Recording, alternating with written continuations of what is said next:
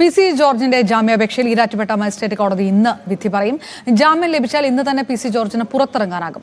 ജാമ്യാപേക്ഷ തള്ളിയാൽ ജില്ലാ സെഷൻസ് കോടതിയെ സമീപിക്കാനാണ് തീരുമാനം. ഡോക്ടർമാരുടെ നിർദ്ദേശം കൂടി പരിഗണിച്ചാലും ജോർജ് ആശുപത്രി വിടുക. മെഡിക്കൽ കോളേജിൽ നിന്ന് പുറത്തിറങ്ങിയാൽ പാലായിലെ സ്വകാര്യ ആശുപത്രിയിൽ കൂടുതൽ പരിശോധന നടത്താനും ആലോചനയുണ്ട്. ജി ശ്രീജിത്ത് ചേരുന്നു. ശ്രീജിത്ത്, ഏത് തരത്തിലുള്ള ആലോചനകളാണ് നടക്കുന്നത്?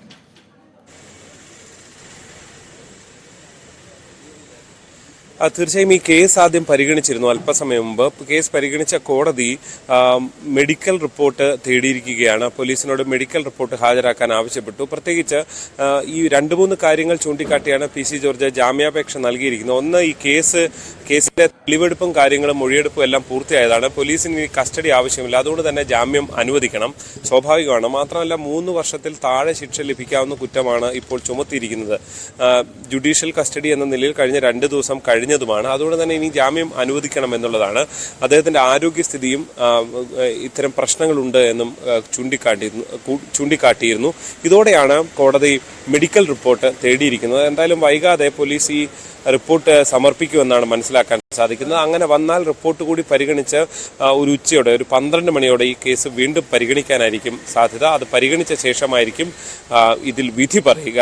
എന്തായാലും ജാമ്യം ലഭിച്ചാൽ ഇന്ന് തന്നെ ഒരുപക്ഷെ വൈകുന്നേരത്തോടെ പുറത്തിറങ്ങാനാകും. ഈ ജാമ്യ ഉത്തരവുമായി പാലാ ജയിലിൽ പോയി അവിടെ നിന്ന് തുടർ ഉത്തരവുകൾ നേടിയ ശേഷം മെഡിക്കൽ കോളേജിൽ എത്തി വേണം PC ജോർജിന് പുറത്തിറങ്ങാൻ.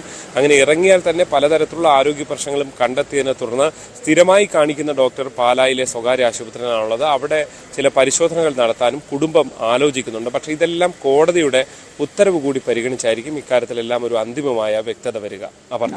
നിയമവൃത്തങ്ങളുടെ ഭാഗത്തു നിന്ന് എന്താണ് പറയുന്നത്? സ്വാഭാവികമായിട്ടും ഈ ആരോഗ്യ പ്രശ്നങ്ങളിൽ തുടരുന്നത് കൊണ്ട് കോടതിയുടെ ഭാഗത്ത് നിന്ന് ഏതെങ്കിലും തരത്തിലുള്ള വിലയിരുത്തലൊക്കെ നിയമവൃത്തങ്ങളുടെ ഭാഗത്തുണ്ടോ ശ്രീജിത്ത്?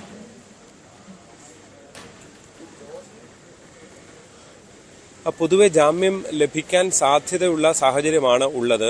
പ്രത്യേകിച്ച് ഒരു കേസിൽ ഒരു പ്രതിയെ അറസ്റ്റ് ചെയ്യുകയും തുടർ നടപടികൾ സ്വീകരിക്കുന്നത് അത് അന്വേഷണത്തിന്റെ ഭാഗമാണ്. അന്വേഷണം പൂർത്തിയായാൽ പിന്നീട് ആ പ്രതി പിന്നീട് വിചാരണ നേരിട്ടാൽ മാത്രം മതി. അതിന് പകരം പ്രത്യേകമായി ജയിലിൽ കിടക്കേണ്ട സാഹചര്യം പിന്നീടില്ല. ഈ കേസിൽ പോലീസ് ആദ്യ ദിവസം തന്നെ അന്വേഷണം പൂർത്തിയാക്കിയതാണ്. PC ജോർജുമായി ബന്ധപ്പെട്ട തെളിവും ശേഖരിച്ചതാണ്. അതുകൊണ്ട് തന്നെ ഇനി പ്രതിയെ ജയിലിൽ കിടക്കേണ്ട ഒരു സ്ഥിതിവിശേഷം ഇല്ല എന്നുള്ള വിലയിരുത്തലാണ് പൊതുവെ അഭിഭാഷകരൊക്കെ പറയുന്നത്. പക്ഷേ കോടതിയാണ് ഇക്കാര്യത്തിൽ തീരുമാനമെടുക്കേണ്ടത്. ഇക്കാര്യത്തിൽ കോടതിയുടെ വിവേചനാധികാരം തന്നെയാണ് ഉള്ളത്. പ്രത്യേകിച്ച് ഹൈക്കോടതിയുടെ ഉത്തരവൊക്കെ അതിഗുരുതരമായിരുന്നു.